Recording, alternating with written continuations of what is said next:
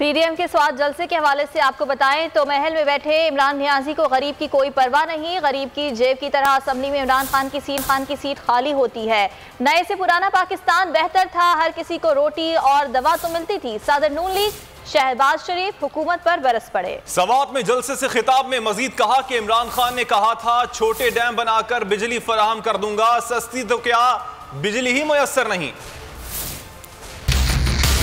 इमरान खान नियाजी को आप ले आए कि उन्होंने इन रवायात को पामाल करने में कोई कसर नहीं छोड़ी। इमरान खान नियाजी की सीट उसी तरह खाली होती है जिस तरह गरीब की जेब खाली होती है। मेरे बुजुर्गों और भाइयों, ये है वो शख्स जिसने पाकिस्तान की मईशत को तबाह कर दिया है। तारीख में इतनी ज्यादा महंगाई कभी नहीं हुई।